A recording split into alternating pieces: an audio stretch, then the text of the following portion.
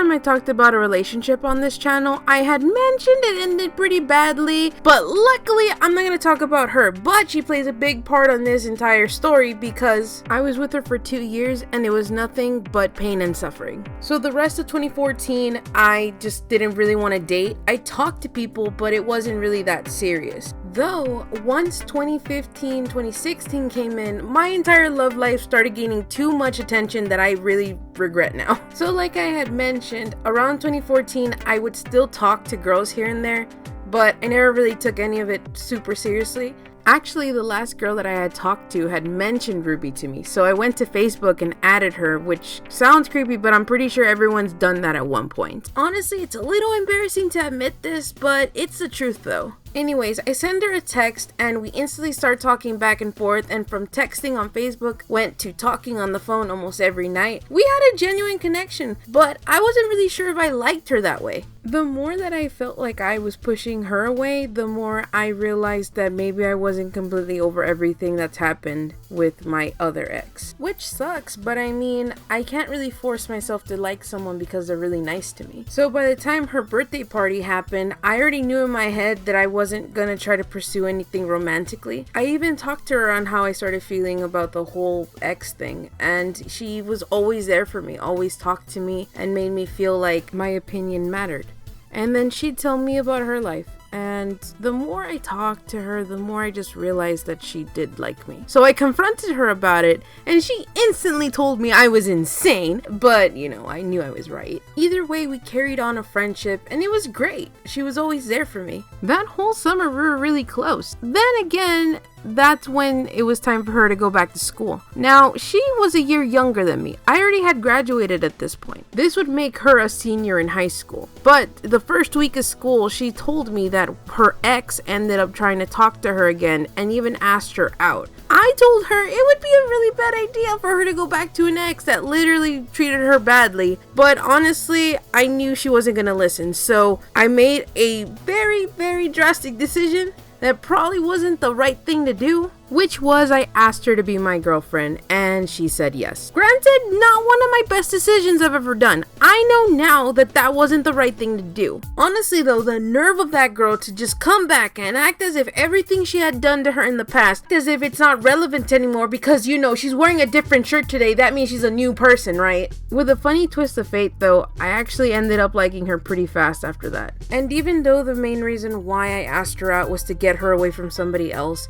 at the end it just felt like I finally let the past go and I'm letting myself be happy now. But of course, with my extremely dumb luck and super bad timing finally caught up to me. My old high school crush started talking to me again. Her name was Amethyst, and the main reason why we didn't work out is because she had a boyfriend, which my current girlfriend Ruby wanted to be with at one point in high school. Now, I would always try to flirt with Amethyst, but she, like I said, had a boyfriend, and Ruby was dating her joke of an ex. So it was a complete shock to me when my girlfriend told me that back in high school, she had a major crush on Amethyst's ex-boyfriend. Now, even though this happened in high school, I feel like I'm in this love square and there's no way of getting out of it. Regardless, I reassured Ruby that nothing was ever gonna happen with Amethyst. The past is in the past. Then we were all good. Everything was fine after that. And then we started making plans to go to the bonfire that our school was gonna end up having because their letter is way better than other people's letters. But the day of the bonfire, Ruby had something to do at school, so while she was there, I was hanging out with Amethyst and we were talking about what was going on while we weren't talking to each other. And within that conversation, she dropped the bomb on me that her and the guy had finally broken up. And I told her exactly how I felt. It was about time that relationship died. Now, somewhere in between this entire conversation, I got a text saying that my best friend was gonna go and pick up my girlfriend from school so that way we can meet up at the bonfire, considering I was across town. I didn't think much of it. I told her, go ahead, you guys do you, I'll meet you there. But what I didn't know is that my current girlfriend was telling my best friend that I was with Amethyst because I was cheating on her while she was in school trying to learn. Now, when I was with Ariel, left and right, I was being accused of cheating because she was cheating on me, so that was her way of making herself feel better. So the fact that my new relationship is now doing this really irritated the living life out of me, especially that she had my best friend call me and tell me off. My best friend ended up hanging up on me because of how upset she was at the idea that this could have been happening. I told Amethyst, what should I do? And she just opened her mouth, was like, break up with her. Simple, break up with her. And I was just like, okay, yeah, let's do that. So I sent her a text. Once again, not the classiest thing to do, but I was very upset at being accused of cheating when I wasn't doing anything wrong. Now, after I broke up with her, Amethyst ended up telling me that she did like me, which only confused me so much because in high school, she had told me that she wasn't interested, period, but apparently that was all a lie. Now, if you were to go to my poorly made graph, you can see things got very complicated really fast. And I honestly don't remember how it happened because I might have just blocked it out, but she kissed me. Once I got home, I realized that was probably a bad decision to just let that happen, and I made her feel like she couldn't trust me. So I talked to her afterwards because at the end of the day, I should have not gone for history over mystery because I already know what history has done to me. I was not picked and I was put aside. And the one person that actually wanted me at that point got pushed aside because of my pride. And I was gonna get her back. And I did.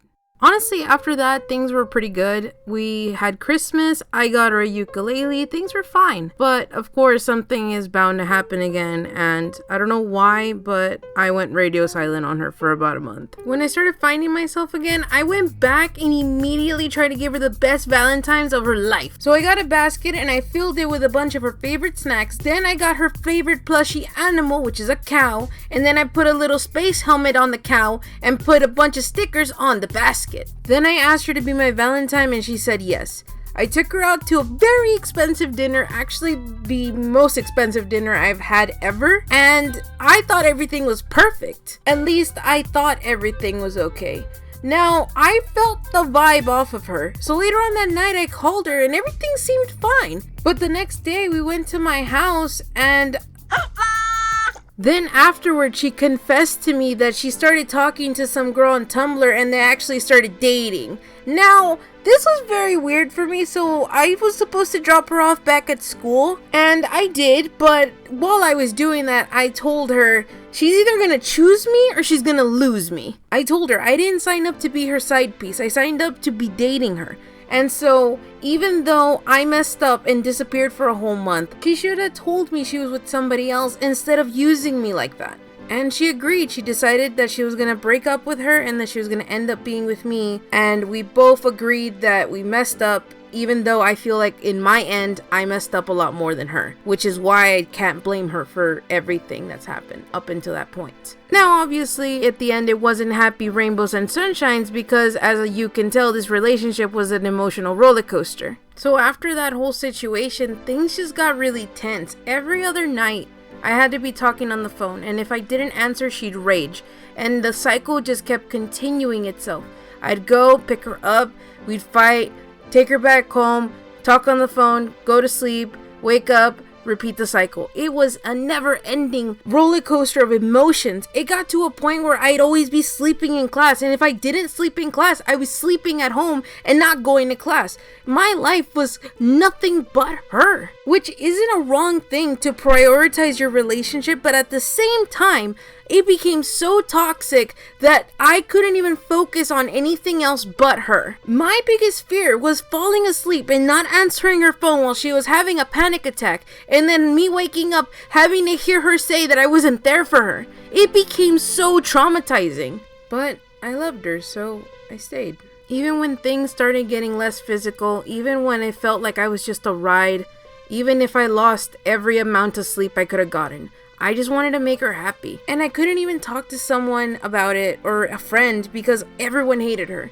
Everyone knew she was bad for me, but I was an idiot and kept avoiding all the signs. So I went and made a friend that didn't know anything, so I can talk to someone that had no clue who I was or who I was with. And when Ruby found out that I was telling somebody our problems and it happened to be a girl, it infuriated her hotter than the core of the earth. And I tried telling her so many times that she's just a friend. I don't see her that way. But Ruby is stubborn and she didn't want to hear anything I had to say. I was in love with her, head over heels. All I wanted was her. But it wasn't enough every single time. But I can't be mad at her completely because I've already put that in her head with the whole situation with my friend. That is until a little birdie from her school started telling me that she was going off behind my back and talking to some other girl who apparently was a tennis player at her school. This literally fired me up because I would pick her up every day from school. So the fact that she just felt the need to two-time me and think that no one there would end up telling me is crazy. What makes it more insane is that days prior, we're talking 1 or 2 days, she gave me a promise ring. Why would she give me a promise ring if she was cheating on me and knew she didn't want to be with me anymore? It boggles my mind to this day. If I wanted to get cheated on, I would have just stayed with my first ex. At least eventually she would tell me. For the record, not trying to justify the fact that I got cheated on by my first ex. I'm just saying, at least I didn't find out through her friends. Now, this next bit of information is really scummy on my part. But like I said, I kind of have to go with what happened, which is I asked out Emma by using a Starbucks cup that I had just bought and just wrote, "Will you be my girlfriend?" on it. After Ruby kept telling me signs upon signs that Emma liked me, I just kind of went for it and I got a yes. So I was dating 2 people for like a good 6 hours. But as soon as I got to class, I went straight to Ruby's house and confronted her and asked her, "Who is this girl?" She quickly acted dumb that she didn't know what I was talking about, but then confessed apparently that she made out with her ex-girlfriend, the clown. I was so caught off guard and I told her, "Not that one, I meant the girl that plays tennis." So she ended up confessing that yes, she was cheating on me with this tennis girl. And I told her, what do you expect people to do? To just sit there and not do nothing? Of course someone was gonna end up telling me. And then I told her her biggest fears came true and I am dating Emma. She lost her mind, screaming at me that how dare I cheat on her. It's insane. What? Oh God, I can't even think about why she told me that. All of it was just...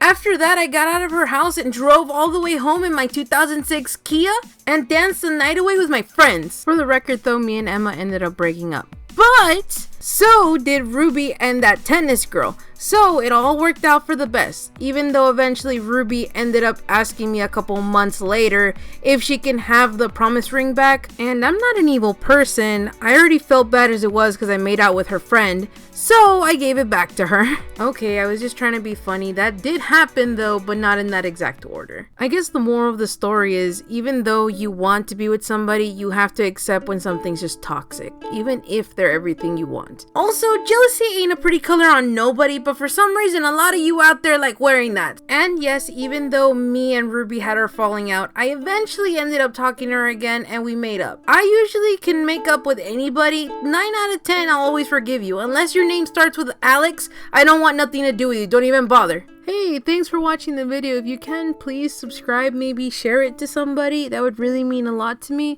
Also, thanks to my ex, Ruby, who basically let me tell this story. So yeah, bye. Valley girls are just crazy?